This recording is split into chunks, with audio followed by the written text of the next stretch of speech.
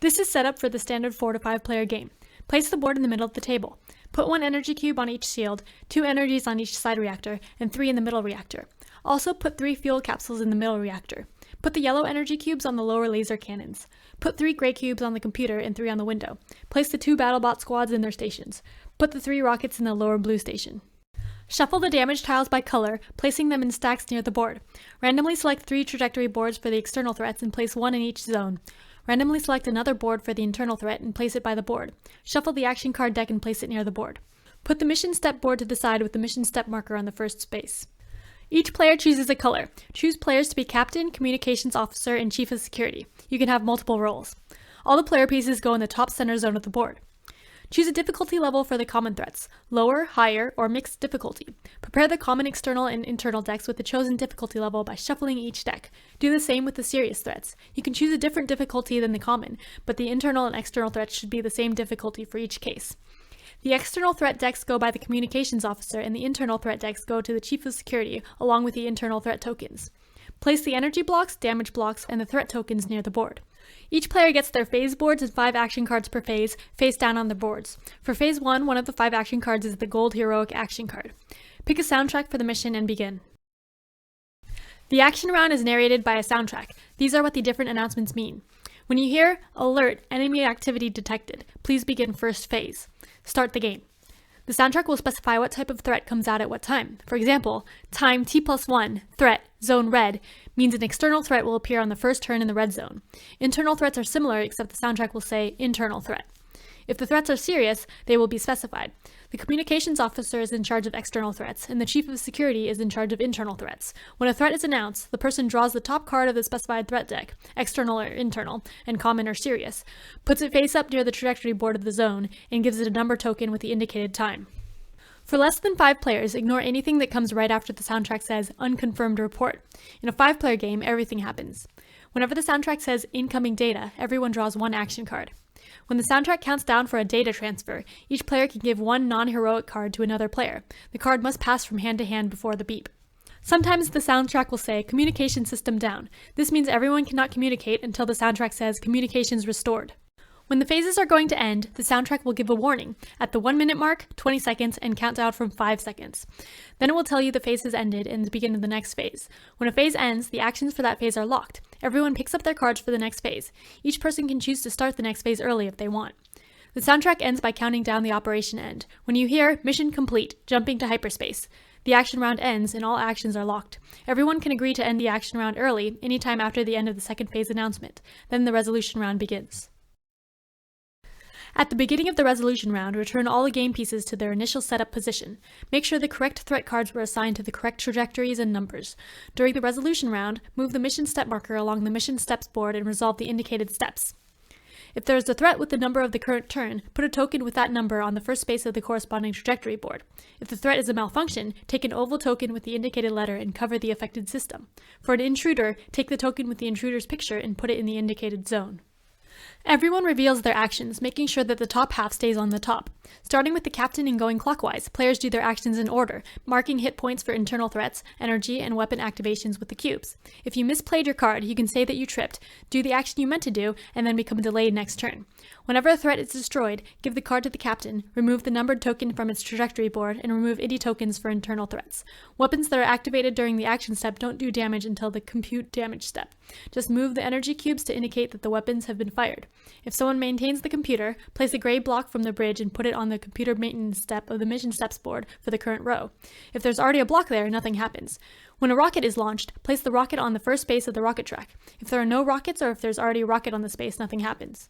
If anyone pressed C in the bottom middle zone, at the end of the step put a block on the numbered square on the mission steps board corresponding to the current phase and the number of players that looked out the window this turn. You only care about the highest number per phase, so if there's already a block on a lower square, move it up instead of taking a new one. If there's a block on a higher square, don't do anything. Now you compute damage done to the external threats. All cannons with a block on them, a rocket on the second square of the rocket track, and interceptors in space do damage. The trajectory tracks have 3 distances, distance 1, 2, and 3 from the ship. Each weapon has a range, 1, 2, or 3, and a strength. First, you determine which threat a weapon targets. These laser cannons target 1 threat each, the closest threat in their zone. The pulse cannon targets all threats in all zones that are distance 1 or 2 from the ship. A rocket targets one threat, the closest threat to the ship in any zone, as long as it is within range 1 or 2. The interceptors target all threats at distance 1. If there's only one threat at that distance, they have strength 3. If there are multiple threats, they have strength 1 for each. Text on the threat cards can affect whether it can be targeted. When weapons target one threat, if multiple threats are on that closest spot, you target the lowest number threat. If there are no valid threats in the targetable area, then the weapon doesn't hit anything. For each threat, add up the strength of all the weapons that targeted it, and then subtract the shield points to get the damage. If the damage is positive, place that number of red blocks on the threat card. If the number of blocks on the card is equal to or more than the hit points, the threat is destroyed.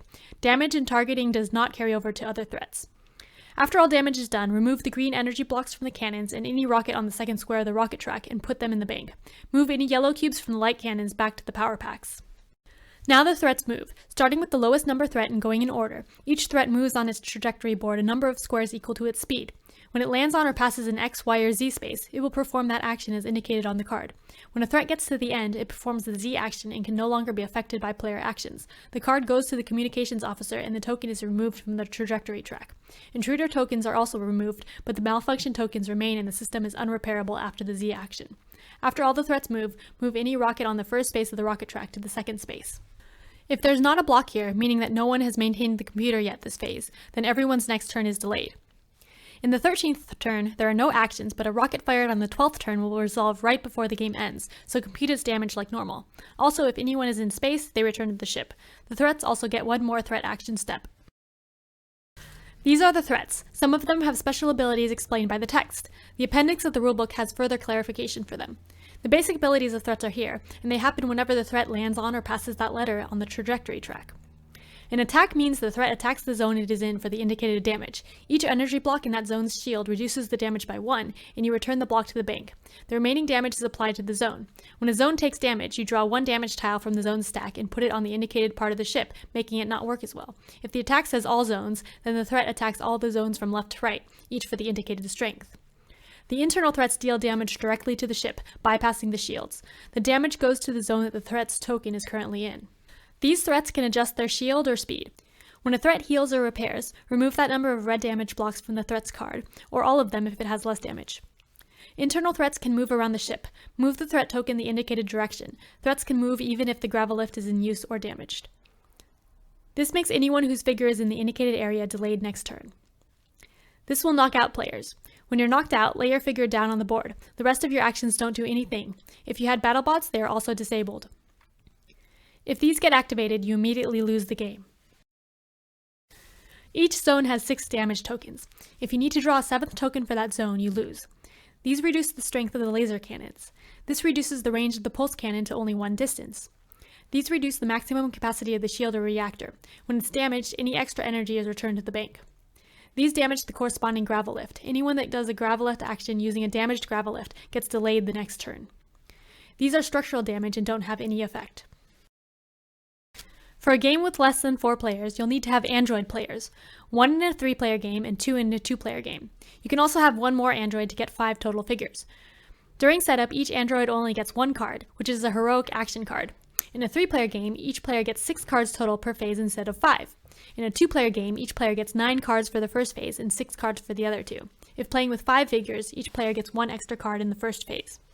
During actions, each android's card is revealed at the start of the first phase. Any player can play an action for an android by playing their own action card or the android's heroic action on the android's board, face up. Once you play a card for an android, it cannot be moved. If you're playing with 5 total figures, unconfirmed reports apply to your game. During the resolution round, the androids are just like players. Their actions are executed and resolved in player order with the other players, and anything that affects players also affects them, except androids cannot trip. For a solo game, play with 4 android players. Each android is dealt a face-down heroic card for the first phase, and you get the entire action card deck face-up in front of you. Reveal the heroic cards when you start the soundtrack. Each android can use any action card, but only its own heroic action. You can change planned cards until the end of the phase. Ignore data transfer, incoming data, and communication system down announcements. In an exploration campaign, you play up to 3 consecutive games or missions, choosing the difficulty levels and a random soundtrack separately for each mission. At the end of a mission, damage on the ship will stay, with some repairs. All oval tokens get removed, so malfunctions are repaired. Then, starting with the captain and going in player order, each player or android can repair 1 damaged tile or 1 disabled BattleBot squad. Knocked out players cannot repair anything, they just stand up. Repaired damaged tiles get shuffled back into their respective stacks. In each zone, no more than 2 damaged tiles can be repaired. In the next mission, the remaining damaged tiles have their usual effects. Also, any unrepaired reactors and shields have 1 less block during setup. Unrepaired structural damage means that any damage to that zone in the next mission will be doubled once it gets past the shields. Any unrepaired BattleBot squad isn't placed on the board in the next mission. If you only have 1 squad, you choose which of the 2 stations it starts in. Record threat scores and visual confirmation points as usual for each mission, but not the penalties. If the ship is destroyed in any of the missions, you lose and don't get a score. You can decide to end after any of the 3 missions. After your last mission, don't repair the ship and record penalties like a normal game. For the final score, add up the points for all the threats from all the missions, subtract the penalties from the last mission, and add the average of your visual confirmation points for the missions, rounded down.